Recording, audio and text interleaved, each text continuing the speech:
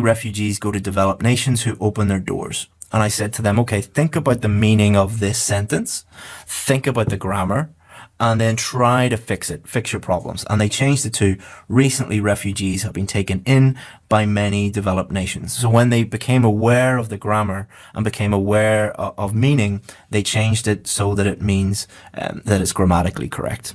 Okay, so an effective way to paraphrase is to use synonyms and combine that with changing the structure slightly. You don't always have to use this, but it is an effective method. Again, there are 4 or 5 other ways that you could do this, and 4 or 5 other ways that you can paraphrase. We don't have time to go into those right now, but let's look at how to do this.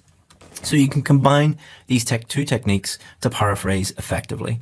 So let's take this question, and I took a real student example from a student who I'm working with at the moment, and let's show you what she wrote.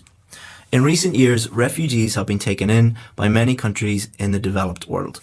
So the reason why I've highlighted these two is I want to highlight something for you. So when she first sent me this, she made a big error here. She used a different word. She actually used the word fugitive. And I said, okay, so why did you use fugitive? And she said, I looked it up on Google, and I Googled it, and fugitive is a synonym of refugee. And I didn't know any other way to write it. And I said, okay, so you don't know any other way to write it. Fugitive is wrong, so you've just lowered your score. Why not just repeat the word? And she said, oh, you can't repeat the word. You're not allowed to do that. My old teacher told me not to do that. And I said, it's fine. You don't have to change every single word when you're paraphrasing. If there's just one word that you can't change, keep it. You know, it's better to keep it and repeat it than it is to make a big error, because fugitive just doesn't make any sense whatsoever. Also, what she did here, she made a mistake here, and I said to her again, why did you make this mistake? And she said, oh, again, I don't want to repeat the word developed. And I said, well, you're not actually repeating it. If you changed it to developed world, you're changing developed nations. So if you think of developed nations as a collocation, as a unit of language, you've changed that collocation to a different collocation, 2 words that work together. So you've repeated the word developed, but you've not actually repeated it because you've combined it with, correctly combined it with world. So that is fine to do that because you've actually demonstrated to the examiner that you know that developed nations and developed world are the same thing, and they go together and they collocate well together. So in recent years, refugees have been taken in by many countries in the developed world. If we put that together, does it mean the same thing as this? Yes. Is it grammatically correct? Yes. Is it varied as much as we can vary it? Yes. So that's a very good paraphrase that she produced. So let's look at this question. Nowadays, more tasks at home and work are being performed by robots. So here are 2 different ways that you could paraphrase this. Robotics increasingly play a role both in the home and the workplace, and robotics increasingly carry out jobs both in the home and in the workplace. So again, asking yourself these questions. Does this mean the same as this? Yes. Are they grammatically correct? Yes. Have they varied them as much as they can? Yes. Are there some words that they have repeated? Yeah. Home, that's fine. Obviously the is an article, and, you know, we can't change, and, you know, it's fine just to repeat these words, but we have varied it as much as we can. So if a student wrote this, I'd be very happy with this. So next we need to briefly answer each question. So why do you think this is happening? Advancements in technology. Is it a positive or negative development? It's positive because it reduces the amount of work. So this would be the plan. We would be looking at our plan, and then we can write a sentence like this. This is due to advancements in technology, and it should be seen as a positive development because it reduces a person's workload. So we've taken our plan and we've converted our plan into a sentence, and then we can put this all together into a nice introduction. So this is our introduction. The part in red is our paraphrase, and then the part in blue is us answering both of those questions. So this is something you should probably pause, have a look at, think about it, think about how all the different stages, all the different steps that we took brought us to this paragraph, and then think about how easy it would be to start the rest of our essay by following what is in this introduction. So, and think about how easy it would be for the reader and for yourself to understand what you are going to write, and then what you write in the rest of your essay is going to be very clear and easy to understand. So let's summarize what we did in this lesson. We analyzed the question, we planned our answer, we paraphrased, we briefly answered both questions, and then we put it all together. This is your task. So pause the video and write this down, or pause the video and take a screenshot or whatever. Look at this question, follow the steps outlined in this lesson, and write an introduction. Do not write a full essay, just write an introduction.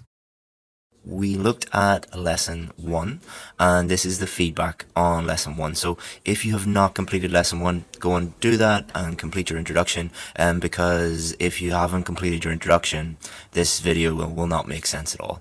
So what we're going to do in this video is we're going to give you feedback on your work. So we're going to look at some checklists that you can use to help you improve your own introductions. We're going to give you some samples that need improvement, and I'll talk about why they need improvement so you can learn from them.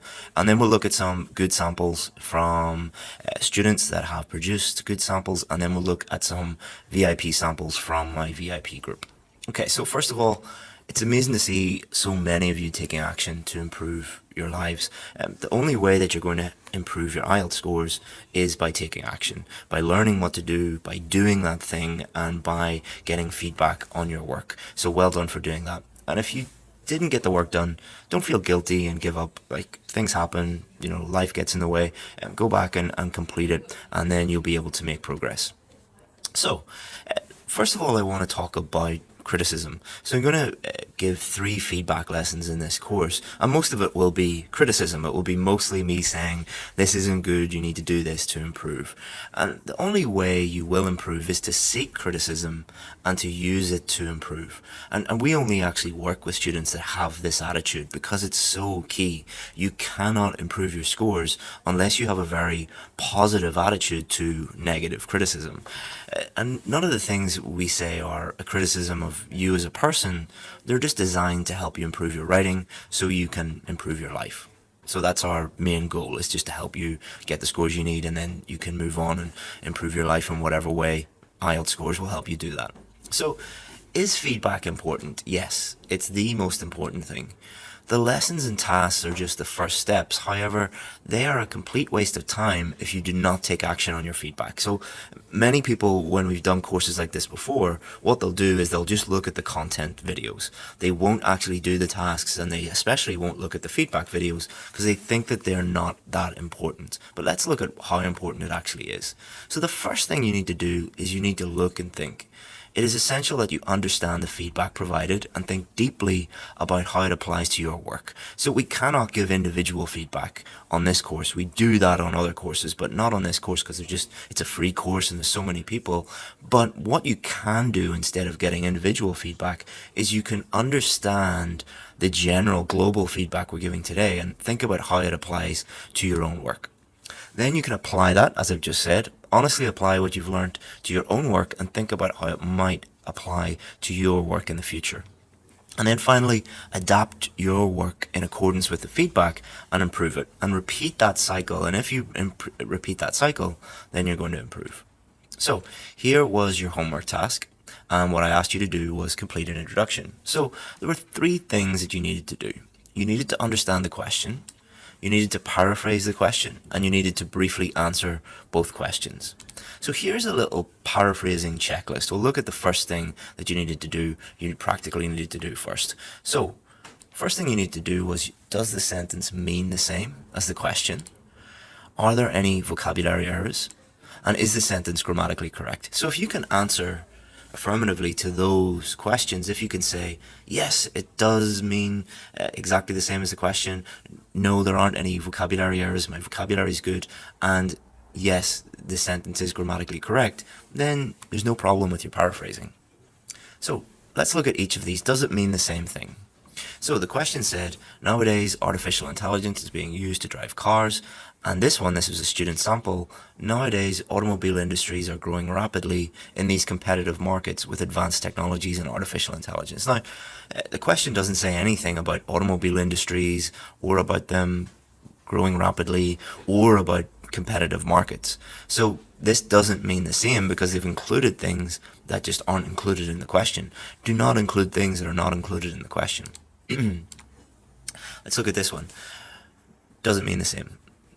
Due to our rapid life movement, the complexity of our life, and the high technology that we face nowadays. So it's in the question doesn't say anything about your life. It doesn't say anything about complex life or fast-paced life or any of those things. So why would you include this? This is just them showing off or copying someone else's answer, which is not the thing that you need to do.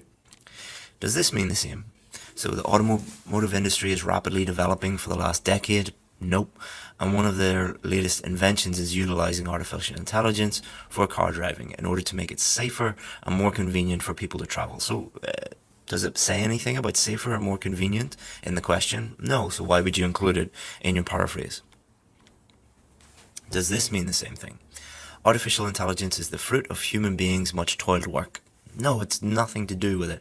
And you might think that I've went and picked some really, really bad examples. These are very, very common examples. These are not extreme. These are not, things that you don't see that often. You see these things over and over and over and over again. The other thing that you need to do is you need to change your sentence enough. A lot of the things that we see are people taking words and phrases from the question and putting them into their paraphrase. Now, you can include some things, but more than 50% of the sentence is directly copied from the question. If you copy one or two words, that's fine, but overall, you shouldn't copy like more than 50% of the question. Also, let's look at vocabulary.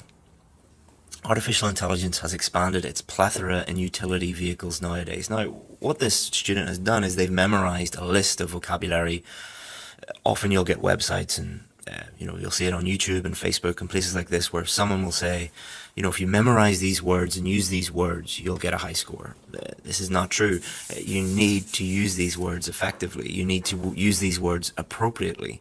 Just putting them into a sentence doesn't mean that you're doing anything correctly. Artificial intelligence to drive vehicles is getting more trendy in the world